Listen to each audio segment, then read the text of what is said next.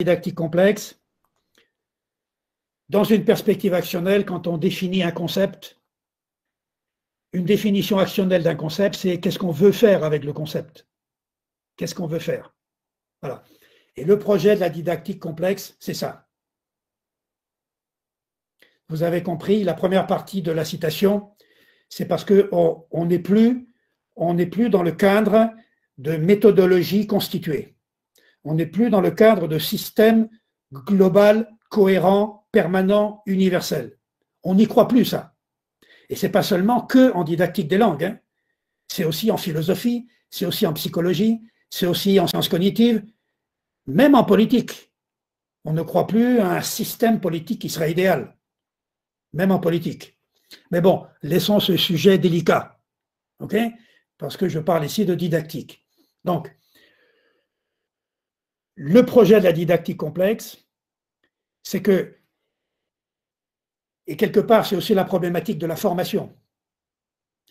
Former, surtout en formation initiale, c'est donner aux enseignants le moyen de s'en sortir, de gérer leur classe. Et donc, il faut leur donner, il faut qu'ils utilisent une cohérence. Et ils sont d'ailleurs très demandeurs de cohérence toute faite. Qu'est-ce que vous voulez que je fasse? Surtout lorsqu'il y a une classe d'inspection où, comme ça se passe encore parfois en France, l'inspecteur qui va valider la classe et parfois titulariser ou non l'enseignant, il attend un certain nombre de pratiques de référence. Il a une méthodologie de référence dans la tête. Mais même lorsqu'on fait de la formation continue, il faut que les enseignants créent de la cohérence en classe. Les enseignants ne peuvent pas faire du n'importe quoi. On est bien d'accord là-dessus. Mais le formateur ne peut pas leur donner de cohérence globale. Donc, la seule chose qu'ils peuvent faire, c'est quoi? C'est de leur donner les éléments qui vont permettre à ces enseignants de construire eux-mêmes ces cohérences dans leur classe, même si ces cohérences seront toujours partielles, provisoires, locales. Il n'y a jamais de solution unique, permanente, universelle, mais à un certain moment, dans une certaine classe, avec certains élèves, pour faire certaines choses à partir d'un certain document, on peut dire qu'il vaut mieux faire une chose qu'une autre chose. On peut faire du normatif en didactique, mais par rapport à un environnement précis. Je peux dire, par exemple, je peux affirmer qu'en didactique des langues, il ne faut jamais faire une chose. Vous vous rendez compte? Mais derrière, je vais contextualiser. Il ne faut jamais couper la parole à un élève en classe au milieu d'une phrase quand il s'agit d'une phase d'expression libre. Je peux dire ça, mais pas parce que c'est une règle didactique. Pas parce que c'est une loi didactique, il n'existe pas de loi didactique universelle. Tout simplement parce que c'est une question de cohérence. Si je suis dans une phase d'expression libre, je veux que les élèves prennent la parole. Et donc, couper la parole au milieu d'une phrase à quelqu'un, c'est en contradiction avec la cohérence de la phase qui est de solliciter l'expression des élèves. Vous voyez, quand je dis jamais, quand j'ai une consigne en didactique, on ne peut jamais faire ceci, c'est forcément parce que c'est de l'ordre de la contradiction logique. Mais il n'existe pas de loi didactique universelle.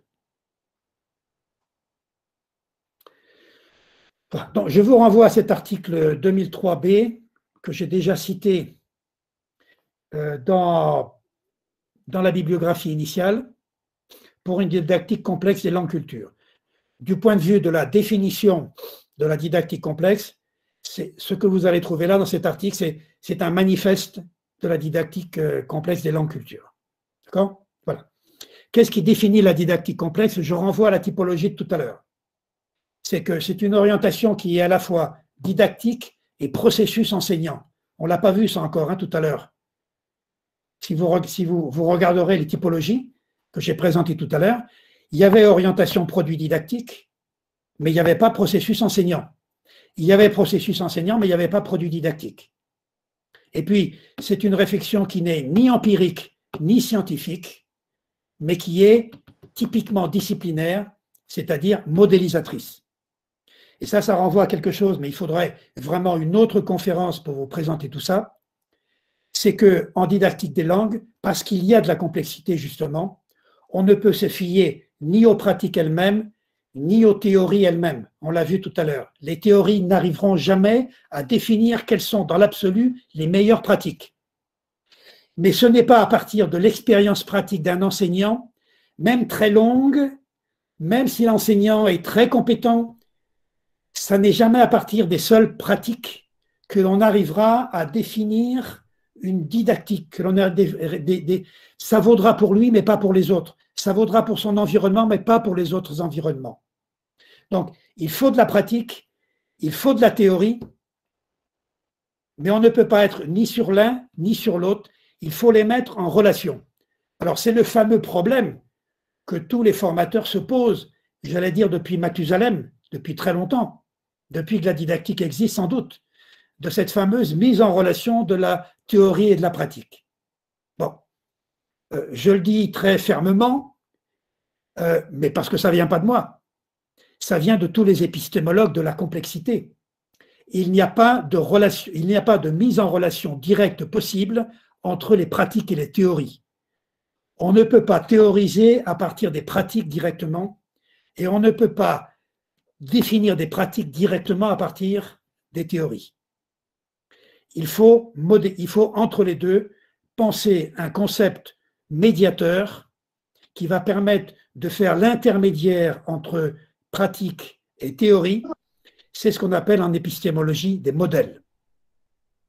C'est ce que Émile Durkheim, par exemple, que je cite souvent, c'est la définition qu'il donnait de la pédagogie à la fin du XIXe siècle. Il y a un passage très intéressant de sa participation au dictionnaire de didactique, de dictionnaire de pédagogie de Debussy, je crois. Non, c'est pas Debussy, c'est un autre. Où il réfléchit à ce que c'est la pédagogie pour lui. Il dit, ça a à voir vraiment avec la pratique. Hein. D'ailleurs, on veut améliorer les pratiques. Et on prend en compte l'expérience pratique. Mais ce n'est pas uniquement de la pratique. Si c'est de la pédagogie, c'est qu'il y a une réflexion théorique par derrière. Alors, il finit par dire, eh ben, la pédagogie, c'est une théorie pratique. Voilà. Eh ben, qu'est-ce que c'est un modèle? C'est une théorie pratique. Et je vous renvoie, quand vous lirez l'ensemble de mon PowerPoint, il y a toute une partie justement de réflexion sur la modélisation. Je vous ai parlé tout à l'heure de la conceptualisation grammaticale. Une manière d'apprendre une langue, c'est de conceptualiser le fonctionnement de la langue. Eh bien, quelle est l'activité fondamentale de la formation en didactique, que ce soit de l'auto-formation ou de la formation, de l'hétéroformation avec un formateur? C'est de la conceptualisation, c'est la conceptualisation du processus conjoint d'enseignement-apprentissage. Donc, la méthode inductive, c'est la méthode de référence, si vous voulez, de la didactique des langues.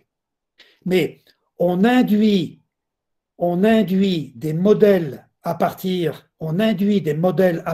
des pratiques et on induit des modèles à partir des théories.